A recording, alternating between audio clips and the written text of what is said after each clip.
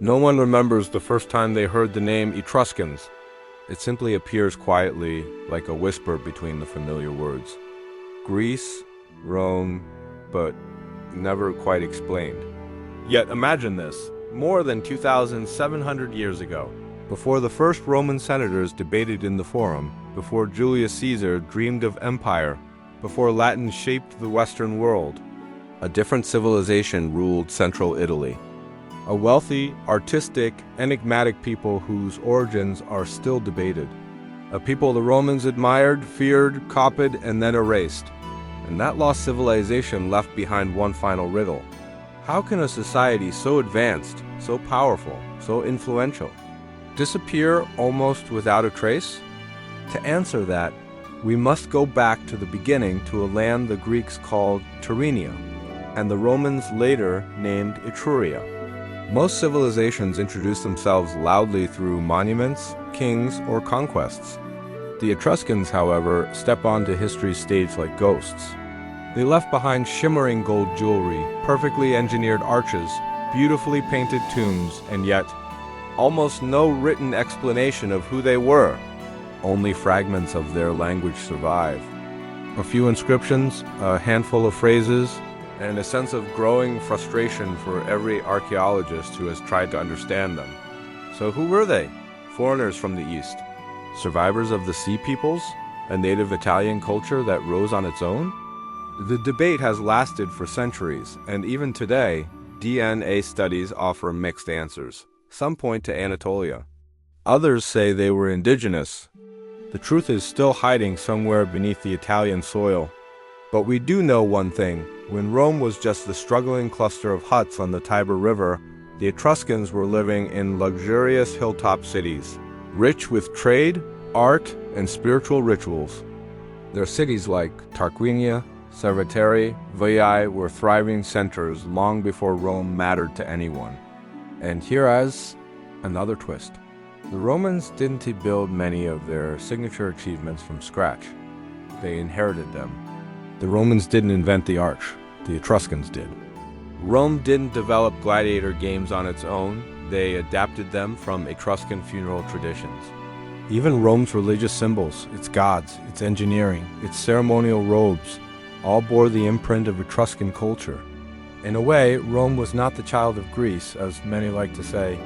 Rome was the adopted child of the Etruscans. Yet the story grows stranger. According to Roman tradition, several of Rome's early kings, yes, kings were Etruscan. The most famous was Tarquinius Superbus, a ruler whose tyranny became the spark that ignited Rome's transformation from monarchy to republic. This might make you wonder, did Rome overthrow a king? Or did Rome overthrow the Etruscans themselves? The Romans, of course, would later write the history. And when a conqueror writes, the conquered are rarely remembered kindly. The Etruscans faded into the background of Rome's origin story, painted as decadent, superstitious, overly luxurious. But their actual legacy tells a far more impressive tale. Their mastery of metalwork was legendary. Their art was vibrant and full of life, especially in their tombs, where they painted joyful scenes, banquets, dancers, musicians, as if death were not an end, but a celebration. Their women lived with unprecedented freedom. They owned property, dined with men, engaged in public life. Greek writers were scandalized, calling Etruscan women shameless, but what they really witnessed was a society far ahead of its time. And then there's the greatest mystery of all, their language. Unlike Latin or Greek, the Etruscan language stands alone. Not Indo-European, not easily deciphered. We can read the letters, but we rarely know what the words mean.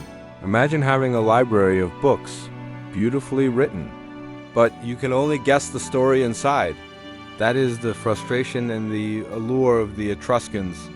Somewhere in their undeciphered words might be the answer to their origins, their beliefs, their downfall. But until the day a Rosetta Stone-like discovery appears, their voice remains muted. So what happened to them? How does a civilization so influential simply fade? It didn't happen overnight. First came conflict with the growing Roman Republic. City by city, the Etruscans were conquered. They didn't vanish, they were absorbed, their nobles joined Roman politics. Their artisans worked for Roman patrons. Their customs blended with Roman traditions until Etruscan identity slowly dissolved into the rising Roman world. By the time the Roman Empire was in full force, the Etruscans were no longer a people. They were a memory.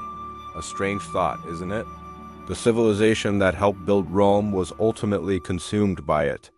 And yet, the Etruscans never truly died. Their fingerprints remain everywhere. In Roman engineering, religion, art, even in the symbols of modern countries.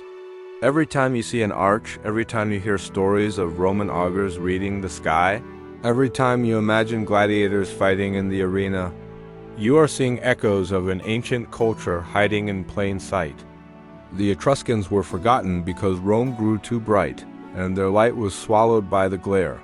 But history has a way of rediscovering its lost voices, and their secrets still buried under layers of soil are waiting.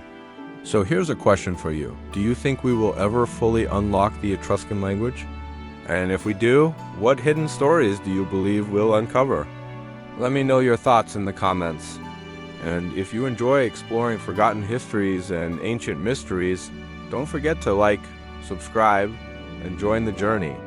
Because the past is full of civilizations like the Etruscans shining brilliantly before they fall into shadow, and their stories deserve to be remembered.